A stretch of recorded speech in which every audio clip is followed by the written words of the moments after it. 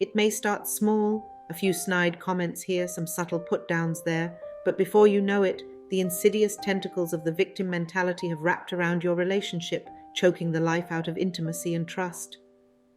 Like a malicious puppeteer, this toxic mindset can drive you to unconsciously provoke anger, resentment, and upset from your partner through a range of self-sabotaging behaviors. Why? Because eliciting those negative reactions allows the fragile victim identity to be continuously reinforced and fed. It's a vicious cycle of emotional vampire-ism that drains the vitality from your connection. In this video, we'll unmask some of the covert tactics the victim mentality employs to keep you trapped and reveal the path to breaking free. When the poor me mentality takes firm root, it doesn't remain a merely internal psychological prison. Its pernicious tendrils inevitably start infecting outward relational dynamics in unconscious bids to affirm the traumatized self-concept. For those ensnared by this identity's gravity well, no amount of love, patience, or compassion from an intimate partner, or any other type of partner for that matter, can compensate for their haunting need to substantiate a distortion that they're perpetually violated, mistreated, and most importantly helpless to these transgressions. So they may unconsciously engage in covert emotional sabotage, acting in ways practically engineered to undermine their partner's trust, erode goodwill, and instigate the very mistreatment their victim persona keeps them paradoxically seeking. Let's start with a fairly benign one. Repeatedly showing up late, this could look like routinely squandering agreed-upon schedules, rolling up hours behind for special events, ruining dinner reservations, or causing their partner to fume while idling.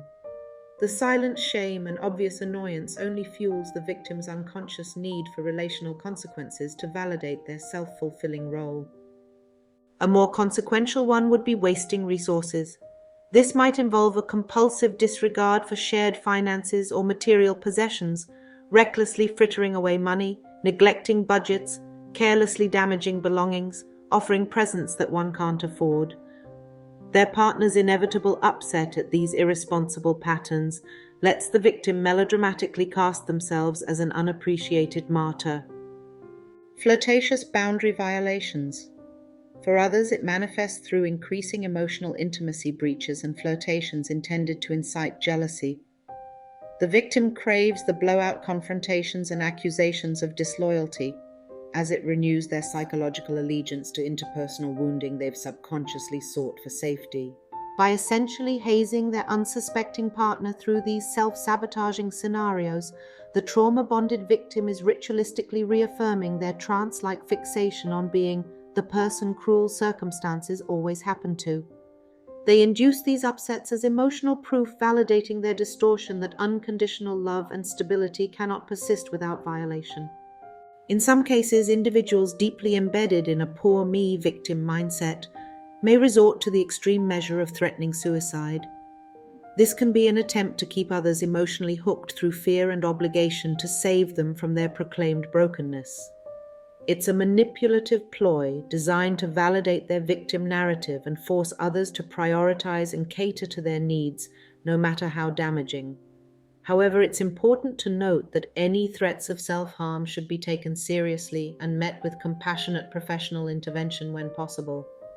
The insidious poor me victim mentality can also manifest through destructive sexual patterns and dynamics within a relationship. Here's an exploration of that aspect. Perhaps nowhere do the self-sabotaging tendrils of this traumatized identity reveal themselves more starkly than in the arena of physical and emotional intimacy.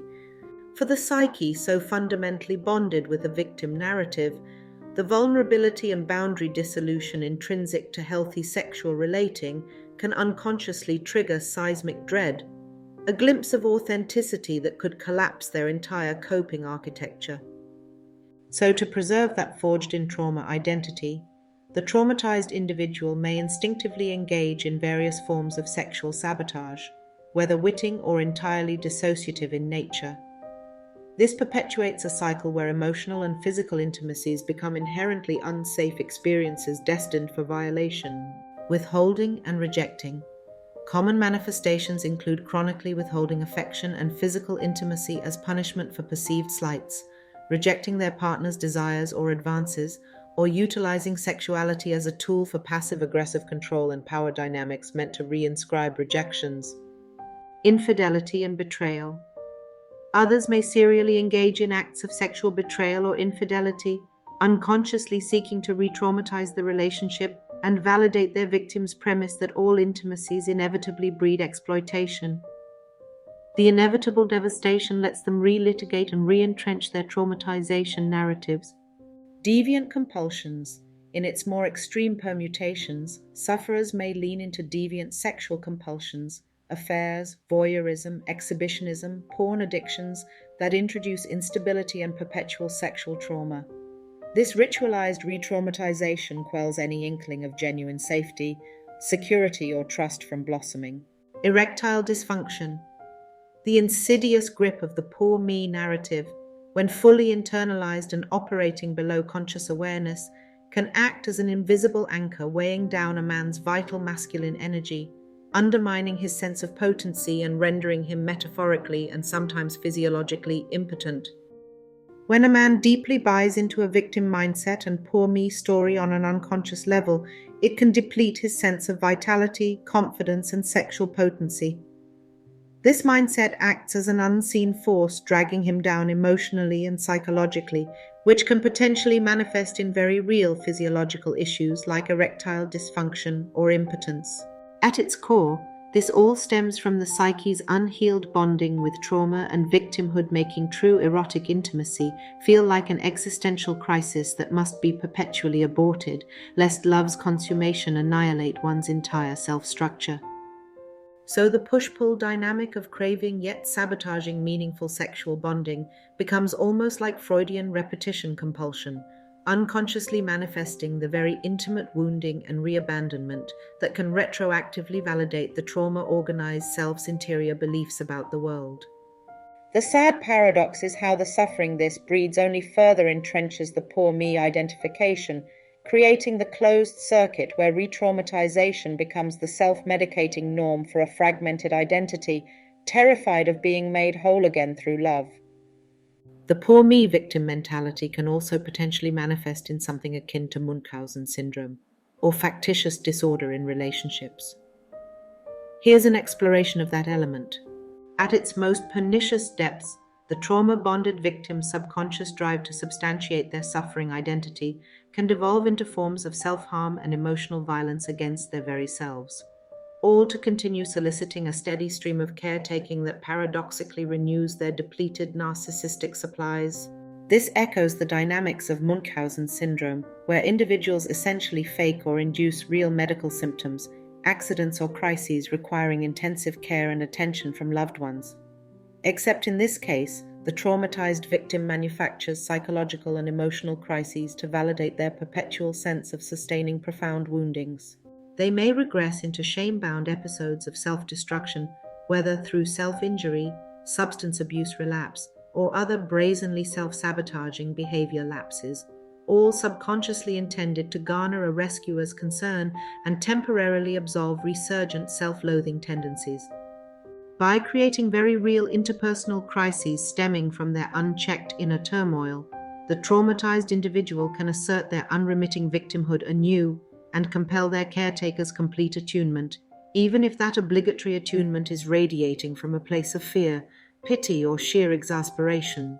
There's a tragically manipulative subtext in repeatedly derailing any potential relational growth or domestic stability by forcing loved ones into a perpetual caregiver role.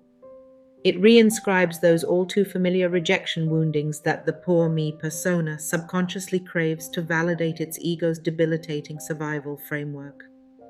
So chronic depressive funks, emotional flashpoint conversions into persecuted fragility, and overt behavioral implosions become the scorched earth nuclear options deployed to subvert any threats of genuine intimacy, usurping the victim role's dominance. The sad reality is that even as loved ones get predictably rope-burned by these cyclical regressions into penetrative crisis by their trauma-bonded partner, they too often enable the dynamic by chronically attempting to save the unsavable, That is, trying to infuse logic or love into circumventing this masochistic identity's deepest psychological allegiances. It's only by radically deconstructing the ego's fused allegiance to psychologically wounding itself for 6 sorts of intramural validation that these destructive cycles can find permanent closure. But that's a Herculean feat of shadow work and existential honesty that few find themselves able to initiate, let alone sustain through the inevitable upheavals involved. So in many cases, relationships become interminable iterations of crisis intervention ping-pong until outsiders recognize the self-immolating principles driving the self-undoing chaos loops. Tragic, but increasingly normalized as traumatic bonding complexes become more culturally ubiquitous. So the cycle spirals. The more attentive and loving the partner tries being to stabilize the situation, the more agitated the trauma-bonded soul becomes at glimpsing a reality that could expose the compensatory fictions buoying their identity. This provokes another round of acting out behaviors, inciting backlash that lets them re-experience delicious desecration. Inevitably, the trusted intimacies of partnership are too destabilizing for their psyche's rigid allegiance to perpetual victimhood. So they dynamically, unconsciously design scenarios that self-sabotage any intimacy upgrades that could jeopardize their trauma-cemented identities and worldviews. It's an agonizing pattern to witness, with the devoted partner left gaslit about what they're somehow failing at, when really it's their love's uncompromising presence triggering their shackled psyche to drive them further away for soul-saving disintegration. The victim's inner hell demands fresh crucifixions to renew their eternal bondage. The path to breaking free from this insidious cycle starts with radical self-awareness. You must shine a light on the unconscious beliefs and narratives that keep you locked into the victim role. This could mean exploring childhood wounds, past traumas, or core insecurities through therapy or inner work. Next is taking full responsibility. No more blaming others or external circumstances. When you catch yourself slipping into victim patterns, consciously interrupt that mental loop. Replace self-criticism with self-compassion. Cultivate a growth mindset focused on your power to choose how you respond to situations rather than reacting from a place of woundedness. This empowers you to show up more authentically. Practice honesty and vulnerability in your communication. Express your fears and needs without accusations or attacks. True intimacy blossoms when you drop the victim mask. Most importantly, rewrite your internal narrative from a place of inherent worth and agency. You are not defined by your past pains, but by your highest vision for yourself and your relationship. Break the cycle once and for all by embodying that vision with courage. If you are the partner of someone struggling with a victim mentality, the path to breaking free from that toxic dynamic can be challenging but empowering. If your partner is ensnared by the poor me mindset, you may feel like you're walking on eggshells, desperate to avoid setting off the next drama cyclone. But staying trapped in that anxious cycle only enables the victim mentality to fester. The first step is setting firm boundaries about what behaviors you will and will not accept. Make it clear that emotional manipulation, deflecting responsibility, or playing the blame game crosses a line. However, boundaries without compassion breed resentment. Seek to understand the roots of your partner's insecurities and woundedness through open and blame-free dialogue. But make no mistake, their healing is not your responsibility. Model the vulnerability and accountability you wish to see. When conflicts arise, own your part with humility and lead by example in taking responsibility. Ultimately, you cannot control your partner's inner narratives, only how you respond to them. Refuse to fan the flames of victimhood through anger or defensiveness. Instead, retain your centeredness and disengage from circular conversations going nowhere. Above all, prioritize your own self-worth. The victim mind virus can only take hold if you buy into its distortions. Nurture the unshakable knowing that you are worthy of real partnership, not perpetual provider to a cycle of woundedness. True freedom arises when you embrace your strength to walk away from toxic dynamics and choose your own empowerment. I hope this video helped you. Please stay tuned for more.